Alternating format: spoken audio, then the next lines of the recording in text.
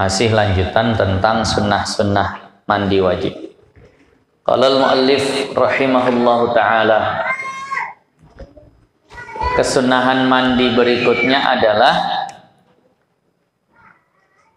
fata'ahudu ma'atif, dan bersungguh-sungguh memperhatikan lipatan-lipatan ketika mandi. Perhatikan betul lipatan-lipatan badan, lipatan-lipatan tubuh. Nah, kal udhuni, seperti telinga, banyak treknya di situ, sirkuitnya berkelok-kelok situ. Pastikan jangan sampai tidak basah. Udah pernah saya sampaikan. Nah, tampung air di tangan, celupkan kuping dari atas, terendam semua daun telinga tuh, pasti kena semua tuh. Itu diajari ulama begitu dalam kitab Bushrul Karim. Tampung, celup dari atas, jangan disiram begini, masuk airnya ke telinga, telinganya yang datang dari atas direndam. Nah, kalau sudah terendamlah telinga itu semua, maka basahlah semua lekuk-lekuknya tuh. Buat begitu kalau mandi. Nah, tapi ditampung dulu, jangan di ember tuh dibegitukan, diangkat musta'mal nanti. Nah, airnya, kecuali banyak airnya. Kalau air sedikit jangan. Tampung di gayung, ciduk, celupkan. Tampung lagi, celupkan sebelah. Nah, itu untuk telinga. Nah, wal ibti, dan ketiak. Nah, ketiak, angkat, gosok situ sampai rata. Kalau mandi begini saja, ini tak basah. Nah, jadi sampaikan air ke situ. Nah, karena itu terlipat. Wasurrah, dan pusar, pusat. Orang Jawa bilang udel. Nah, ya, kalau orang kurus, tak pala dia, rata dia. Tapi kalau makin besar perut, itu tak ikut maju tuh yang satu itu. Nah, jadi makin tenggelam dia ke dalam. Perut maju, pusar tuh tetap di situ nih. Nah, makanya biasa yang pusarnya keluar tuh orang-orang kurus. Kalau orang gemuk jarang pusarnya keluar. Kenapa? Karena dia perut maju, itu tetap di situ saja. Nah, itu kalau seandainya seperti itu, masukkanlah air ke situ. Nah, supaya yakin basah. Wal muq, dan muq. Nah, muq itu ujung mata yang dekat hidung. Pastikan di situ.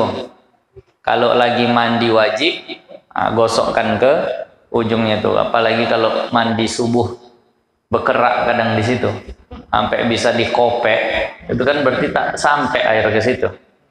Nah, wa mahalli syaqqin, dan tempat terbelah-belah kaki misalnya.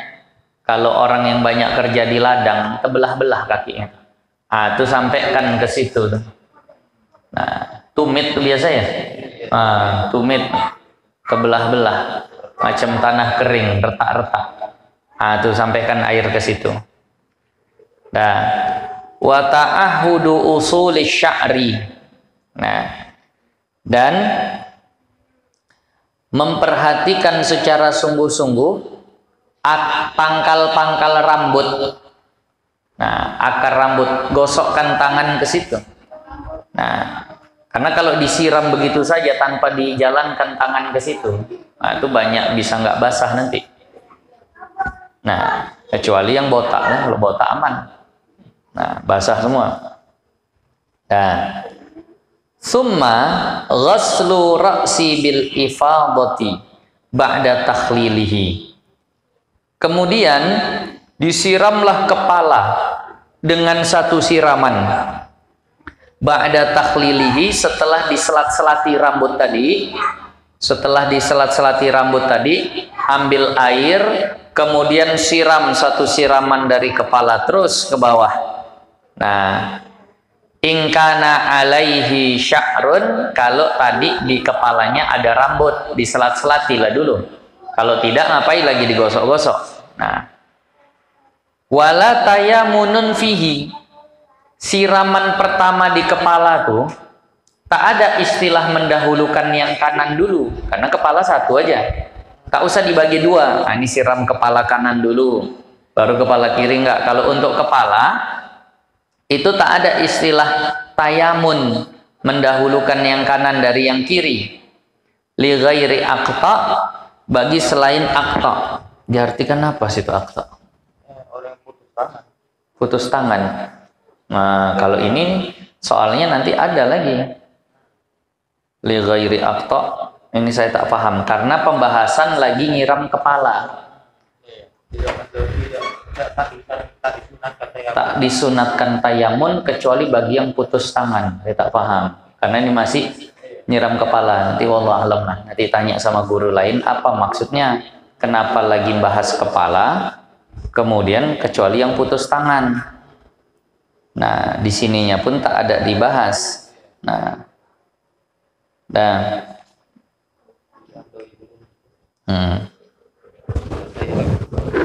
Karena tadi itu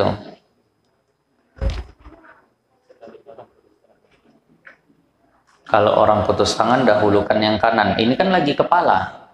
Nah, summa ghuslu syaqqi aiman. Nah, summa aisar. Nah, ini baru setelah kepala, barulah siram anggota tubuh yang kanan, baru siram anggota tubuh yang kiri. Nah, begitulah dia.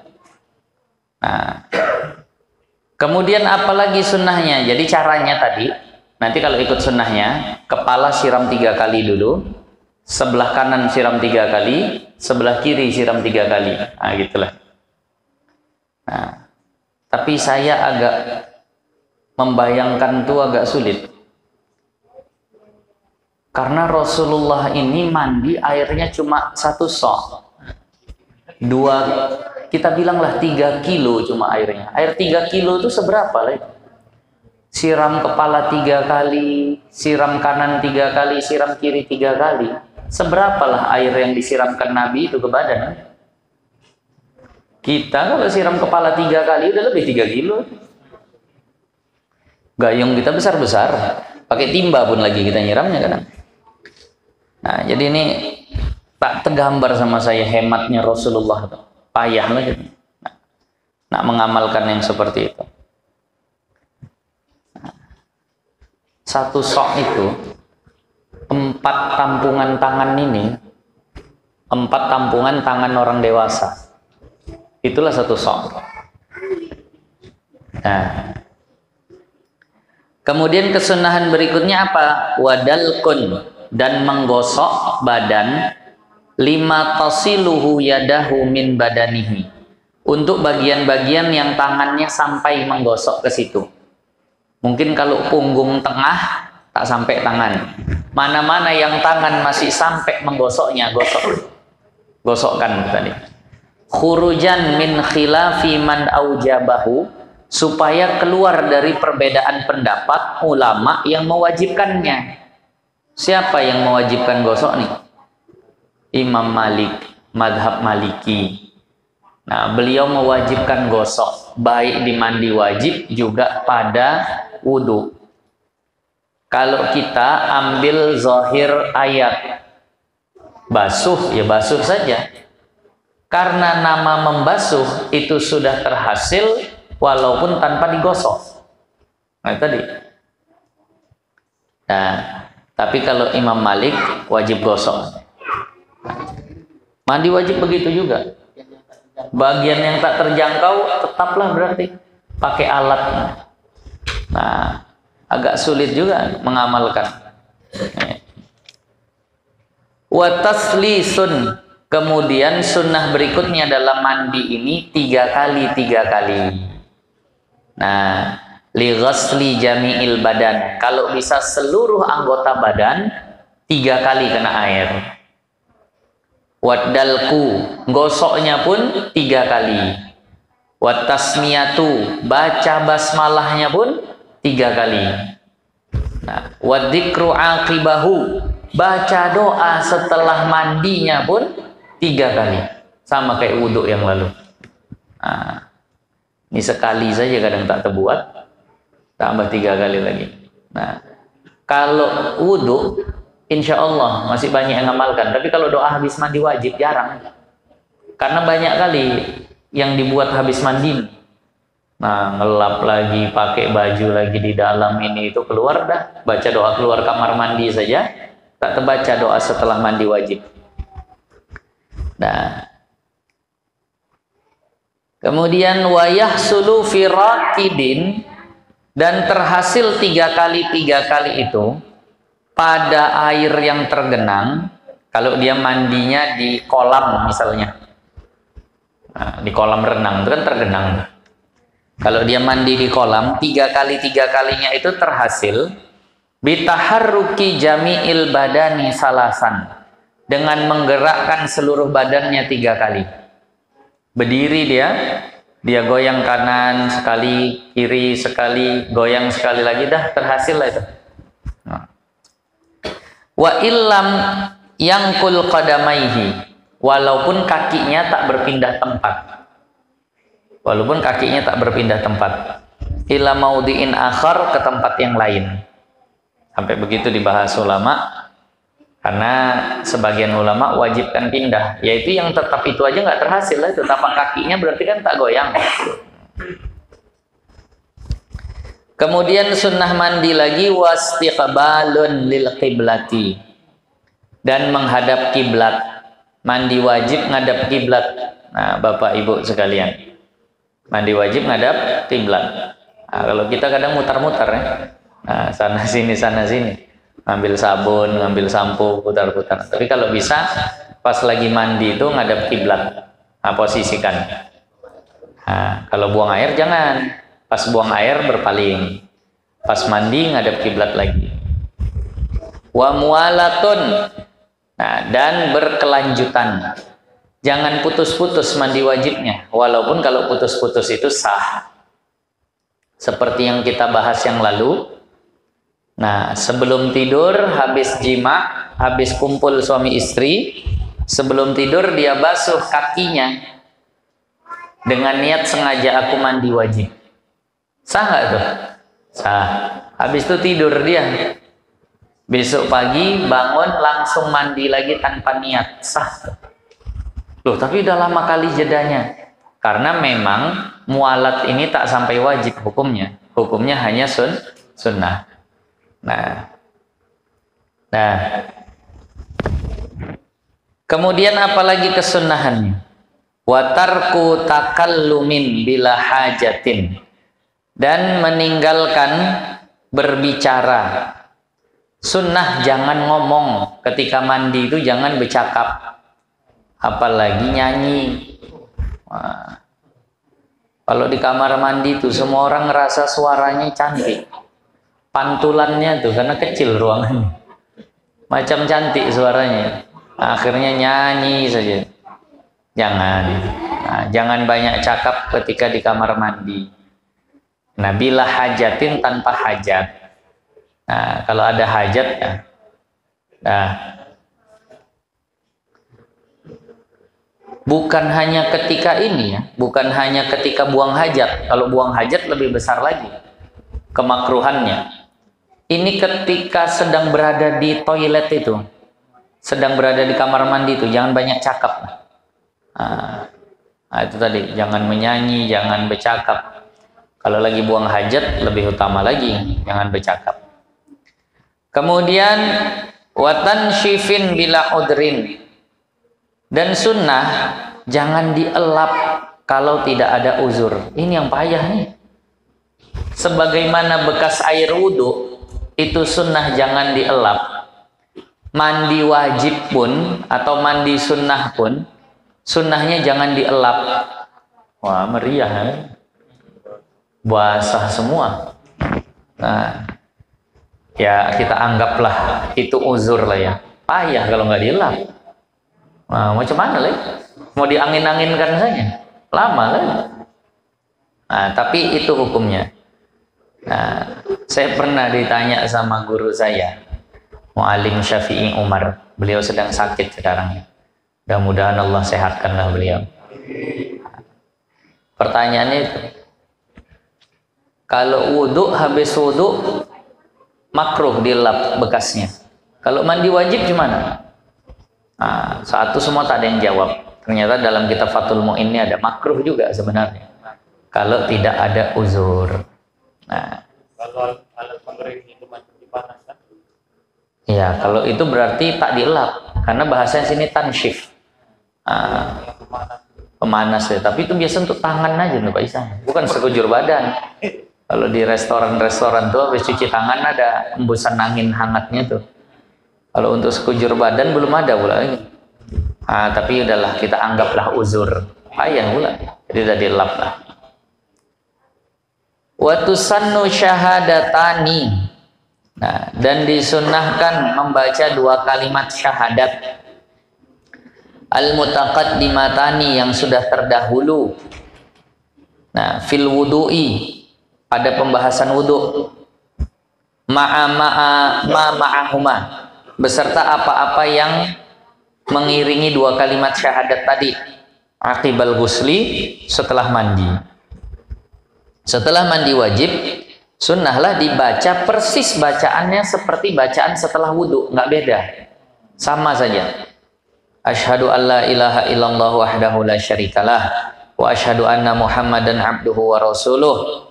Allahumma ja'alni minat tawwabin wa ja'alni minal mutatahhirin. Sebagian menambah wa ja'alni min ibadikas salihin. Nah, subhanakallahumma bihamdika asyhadu an la ilaha illa anta astaghfiruka wa atubu ilaik. Baca surah Inna Anzalna, baca ayat kursi. Itu tadi tuh. Nah, kalau sudah keluar kamar mandi, kalau seandainya belum ya jangan. Nah, lama ini. Kenapa? Karena semuanya dibaca 3 kali 3 kali. Nah, itu tadi. Makanya kalau kita perhatikan ya, tak heranlah ada riwayat yang mengatakan Al-Imam Abdullah Al-Haddad itu kalau berwudu 1 jam. Berwudu 1 jam. Nah, kita mandi wajib, sholat, wudu, zikir, tak sampai 1 jam. Udah semua tuh. Udah semua. Dari mandi wajib, wudu, sholat, zikir, 15 menit siap. Ini Imam Abdullah Al-Haddad masih wudunya saja sudah 1 jam. Nah, seperti apalah amalannya, semuanya dibaca. Nah, ketika membaca itu sama seperti ketika berwudu, menghadap kiblat, angkat tangan, kemudian mata diarahkan ke langit, walaupun buta. Nah, jadi caranya ke tangan, tengok ke atas. Nah, asyhadu an la ilaha illallah wahdahu la syarikalah wa asyhadu anna Muhammadan abduhu wa rasuluh. Allahumma ja'alni minat tawwabin wa ja'alni minal mutatahhirin. Mata terus tengok ke atas. Nah, itu sunnahnya seperti itu. Nah, kepala keluar rumah adalah nah, walaupun ada yang mengatakan Rasulullah langsung ke langit. Nah, memandang ke langit. Nah, itu yang saya sampaikan dulu, kadang di kamar mandi orang tua ada seng terbuka di atasnya. Mungkin itulah ngamalkan tuh biar bisa mandang ke langit. Sekarang dibuat begitu masuk maling dari atas. Kalau itu masih terhalang juga dia.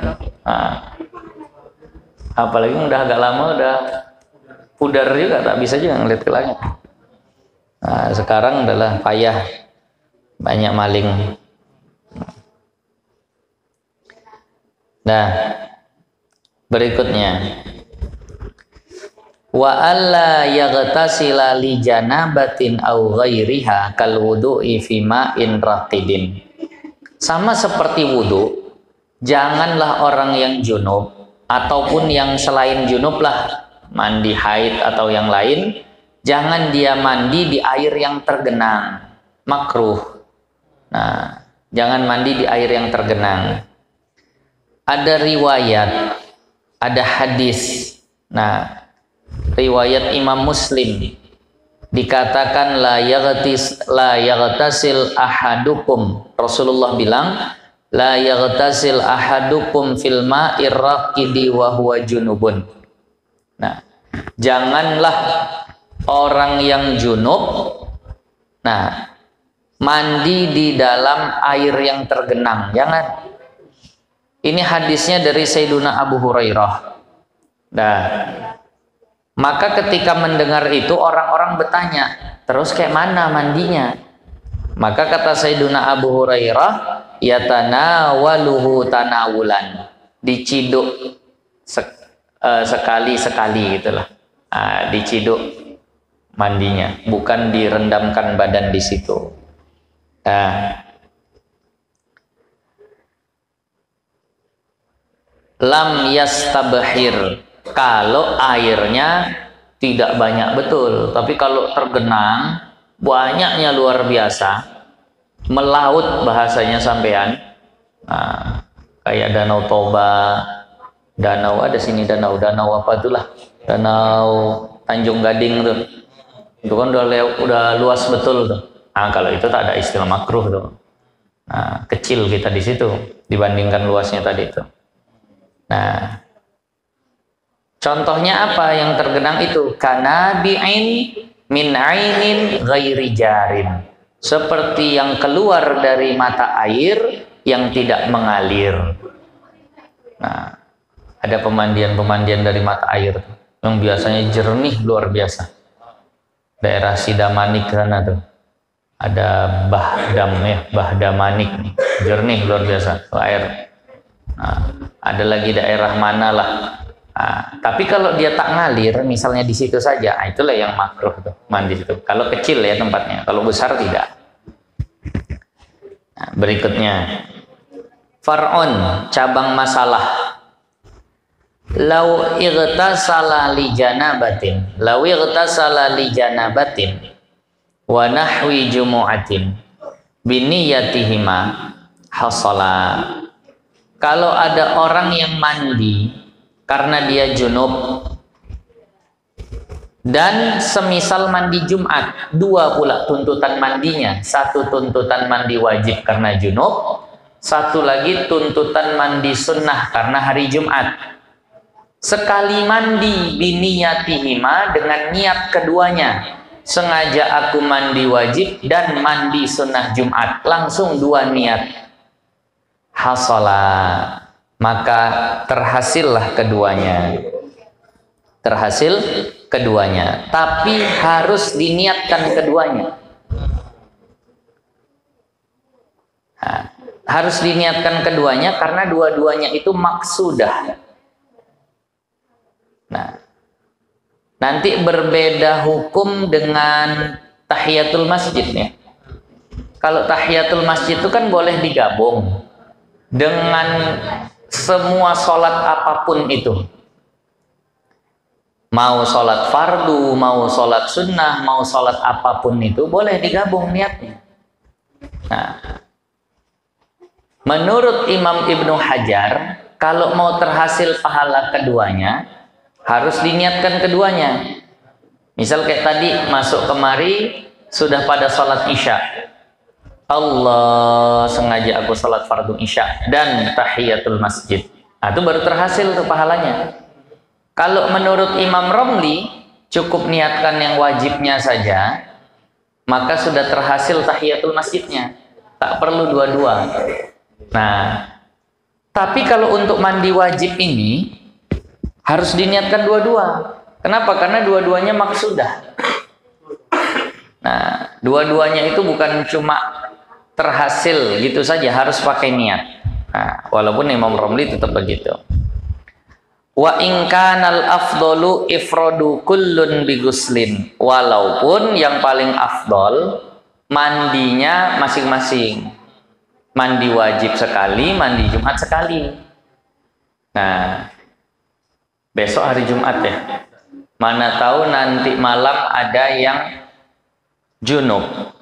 Nah, nanti malam ada yang junub. Lalu atau esoknya lah. Nah, ada hadis pula memang apa? Bang Sukri disampaikan oleh baginda Nabi. Barang siapa yang mandi wajib dan membuat orang mandi wajib pada hari Jumat. Nah, Saya lupa fadilahnya, tapi ada anjuran seperti itu. Nah, mandi wajib dan membuat orang mandi wajib. Paham lah itu bahasanya. Nah, pokoknya pada hari Jumat, berarti siang harinya pun boleh. Habis subuh misalnya. Nah, ketika dia mau mandi ada dua tuntutan. Junub juga mandi sunnah Jumat. Mau digabung niatnya terhasil keduanya. Tapi kalau mau yang paling afdol, mandi junub sendiri, mandi sunnah Jumat sendiri. Pisah. Tapi memisahnya tak usah pakai diandukkan dulu antara keduanya. Niat satu aja dulu, sengaja aku mandi wajib. Dah setelah rata selesai, basuh lagi sengaja aku mandi sunnah Jumat. Udah gitu saja. Tak usah macam diulang betul, dilap dulu pakai baju dulu baru buka lagi. Tak usah. Tak usah sampai memisahnya seperti itu. Nah, biar nampak pisahnya, enggak. Niatnya itu saja sudah memisahkan itu tadi. Nah, artinya niatnya masing-masing. Nah, yang mau ngamalkan besok amalkan. Nah, air. Auli ahadihima hasala faqat. Tapi kalau seandainya yang diniatkan satu aja, yang terhasil ya satu itu aja, yang satu lagi tak terhasil pahalanya. Nah, tadi.